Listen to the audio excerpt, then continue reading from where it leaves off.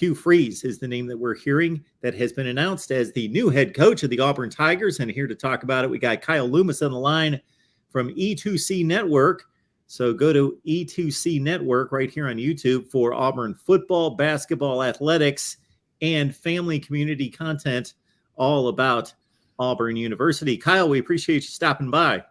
I am always appreciative of you allowing me to be here and talk about this crazy little thing we call the Auburn family. And boy, is it a crazy time right now. I mean, it's getting cold out for everybody, but it's getting really cold in Auburn, Alabama because of one Hugh Freeze. So throw out your freeze warning jokes and all that kind of stuff.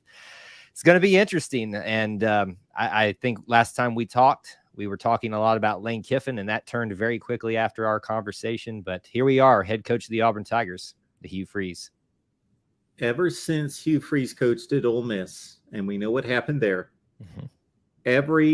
practically every SEC opening has been linked to Hugh Freeze. So obviously there is attraction out there for his coaching abilities.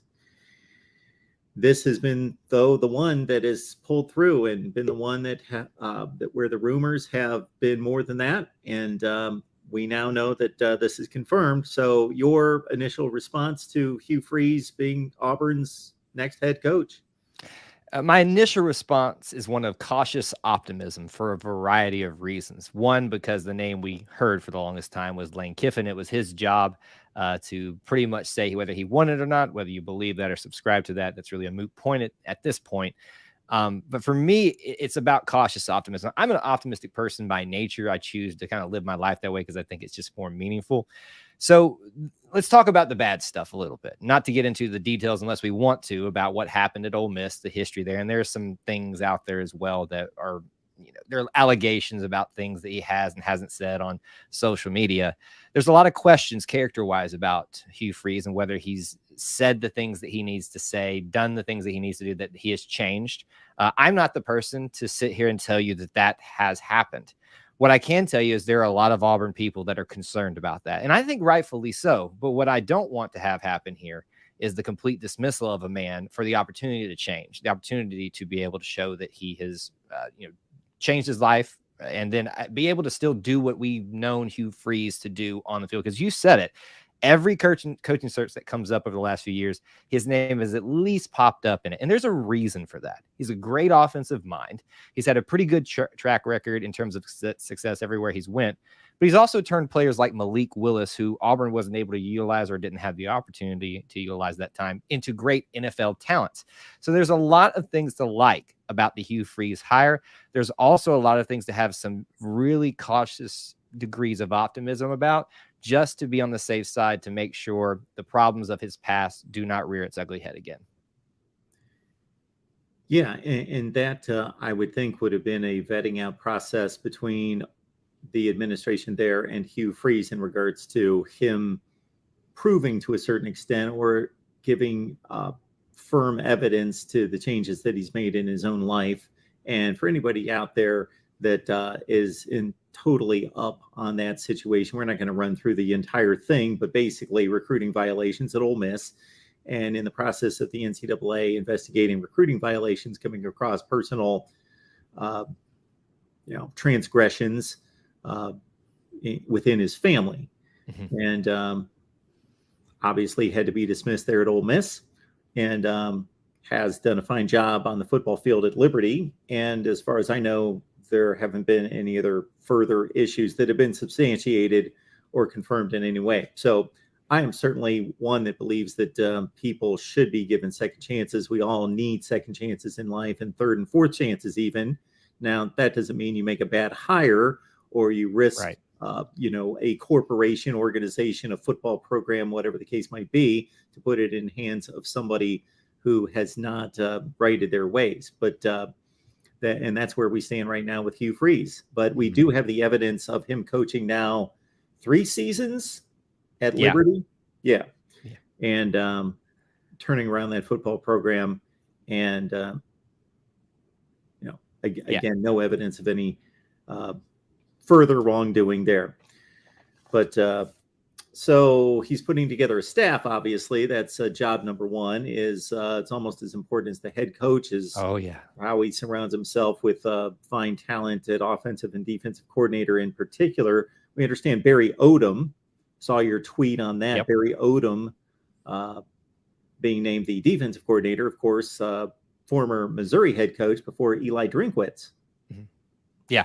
And that's initial speculation right now. Those from, we all have the quote unquote sources. There is someone that I spoke to that tells me to pay attention to that name. We're in the very early process of this. The only thing that you can confirm at this moment is that Coach Cadillac Williams, who's been the interim, will be given the opportunity to be part of this staff. That's already been reported out there. And frankly, that is the biggest thing that Coach Hugh Freeze could do right now to start to garner some of that cautious support that's waning out there right now, is to get Cadillac on the staff officially. It's being reported that he will have the opportunity to retain, but obviously Cadillac's got to decide he wants to be part of the staff. And mind you, that'll be 3 different coaching staffs: Coach Malzahn, Coach Harsin, and potentially Hugh Freeze, that he will have been retained over. And that's a pretty incredible feat in my book, and shows you the importance of him there. But I think if you look at a Barry Odom, it's kind of one of those.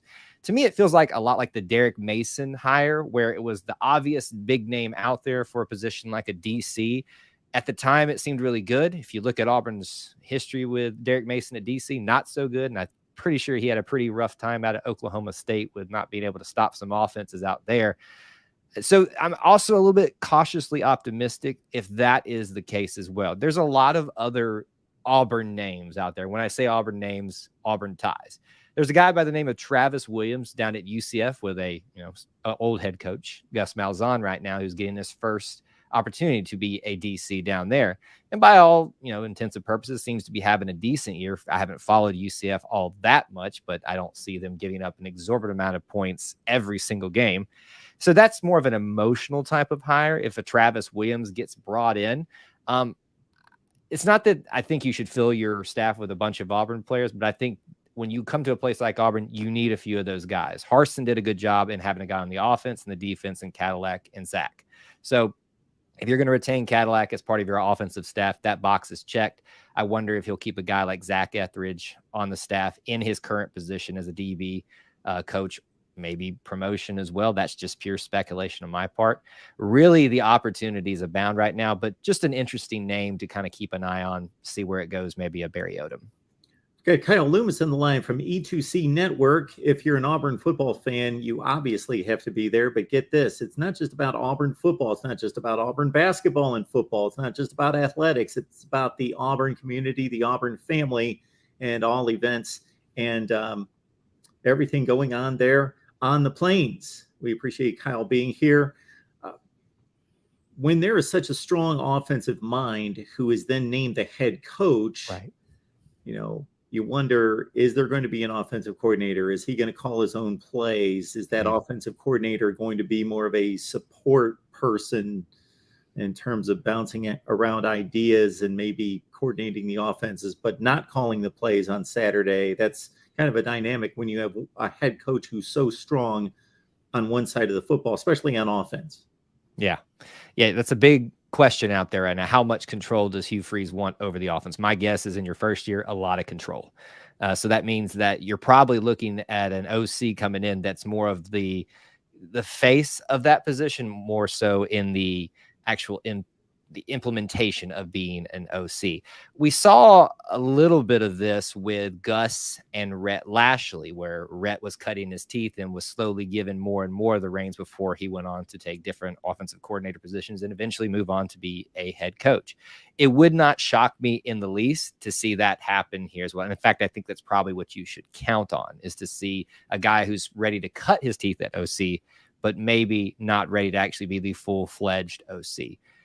Is that Cadillac Williams? I don't know. My emotional Auburn heart wants him to have that. I think he's earned whatever Auburn can offer him at this point, after, in some ways, salvaging a very dismal season. When you can get everybody to sell out for a 3-6 team in your stadium, that says something about how important he is to the culture and to the program.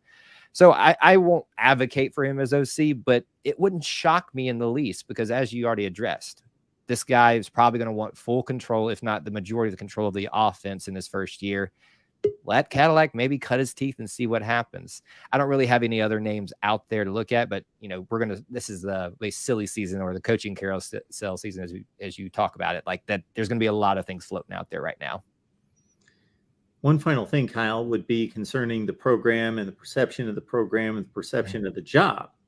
It's a great program. It's a great job. I don't think there's any question that it's a top 15 level job and program in the country, but it's the wares of the SEC, and particularly facing one Nick Saban in the same state. And even if Nick Saban's not there at some point in the future, it's Alabama, right, and their great tradition and history. So when you put it all together, it's been phrased as the toughest job in America. Mm-hmm. And I get that point. I could certainly make it.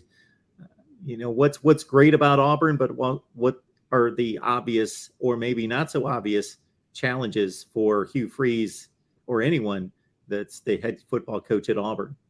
The biggest challenge for Hugh Freeze right now is something I've already touched on, is just the perception, the mistrust from some camps at Auburn, and some degree rightfully so. As I've said, I have cautious optimism about those things. I think that is his biggest challenge right now, is uniting this fan base around him. And that's going to be done by having success on the field, but having success off the field, especially for you personally. That's going to be challenge number one for him. What he's not going to have a challenge with is the arsenal that Auburn has given him, a $92 million brand new football only facility that I have personally walked through myself, parts that the public's not even be able to walk through.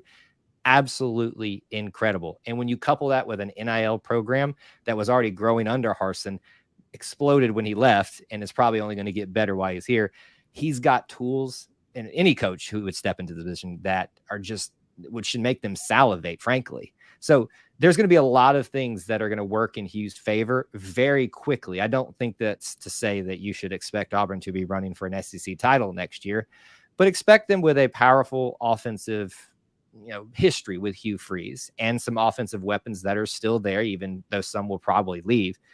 You're going to have some opportunities for there to be some goodwill, those early challenges that I just talked about, of camps of Auburn that are not so fond of this hire, to be brought on board. They say winning cures everything. That's a fun little saying, and to some degree it's true, but there are some things that do need to be discussed and taken seriously. When you look at outside of Auburn, though, you talked about Alabama, but you got to also look across the state to Georgia. That's the hardest part about the Auburn job, is yes, you're dealing with Alabama in your own state, but you're surrounded by your second rival in the exact state where you get a lot of your recruits from, in Georgia, who's having the best time of their lives, frankly, in the last 40 years. So that is really the challenge of Auburn, not just Alabama, not just Georgia, the recruiting battles that go within that, the competition on the field, but getting the Auburn family holistically. You're never going to be able to get everybody, but as a collective behind you going forward.